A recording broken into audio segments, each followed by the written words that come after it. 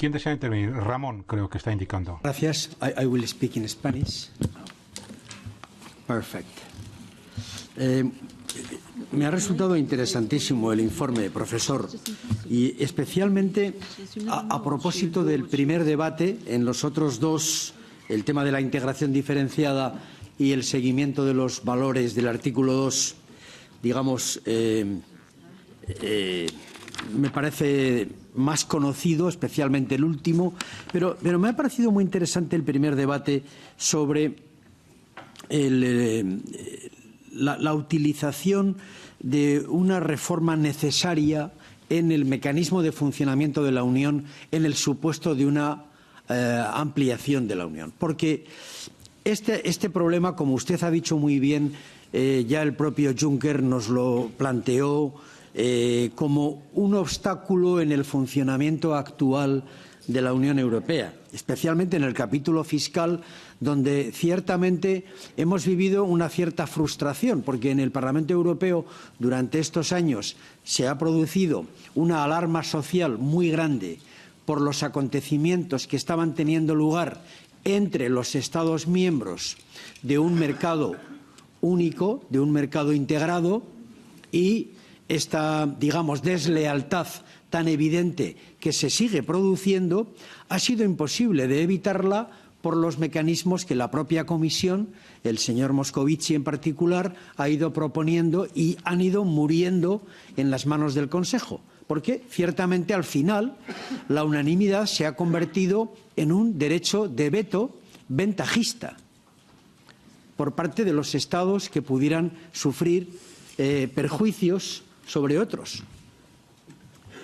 Y a propósito de esto, el informe que la Comisión Europea, que el Parlamento Europeo aprobó la semana pasada en Estrasburgo, resumiendo las iniciativas en materia de combate al fraude fiscal, hay dos párrafos en ese informe que apelan al artículo 166 del Tratado.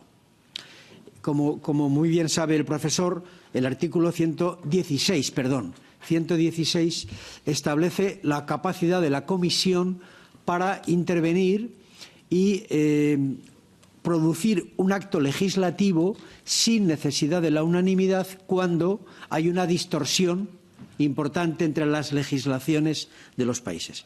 Pero el Parlamento Europeo no ha apelado al artículo 48 del Tratado, porque sabe que las cláusulas pasarelas son imposibles de aplicar. De hecho, usted me corrige, pero no creo que se hayan aplicado hasta la fecha. De manera que, claro, un mecanismo tan imposible de aplicar que requiere la unanimidad del Consejo y que queda pendiente durante 6 meses de las declaraciones de los parlamentos nacionales, a la postre no sirve. Pero también es verdad que el Parlamento interpreta que una capacidad de modificar el tratado no va a ser fácil en el corto tiempo político. Seamos sinceros, no están las cosas para abordar un cambio que, por otra parte, es tan necesario. Y mucho más en la perspectiva de este informe que plantea la ampliación y que puede, digamos, hacer todavía más difícil el funcionamiento de la Unión. Entonces, mi primera pregunta, profesor, es si efectivamente usted considera que el artículo 116 es un mecanismo para superar la unanimidad en estos casos o no, y en cualquier caso interpreto que la propuesta que usted nos hace es que en el caso de una ampliación de 3, de 4, de 5 países pequeños, esta reforma sería necesaria como condición necesaria, ¿no? Esta sería mi primera pregunta. A propósito de la integración diferenciada, yo quiero preguntarle si es posible plantearle a un Estado que aceptamos en la Unión una forma de estar diferenciada. No sé si esto jurídicamente es posible, pero políticamente me parece muy complicado, ¿no?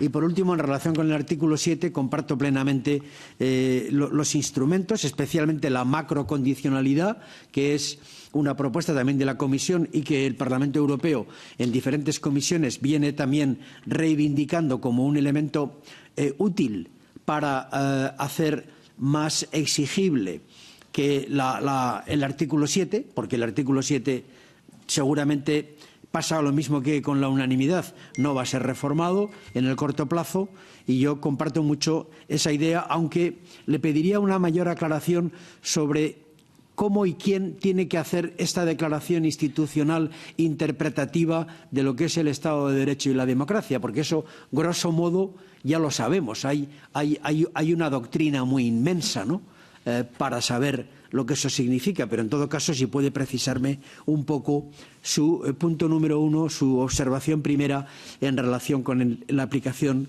o las mejoras al artículo 7. Nada más, presidenta. Gracias.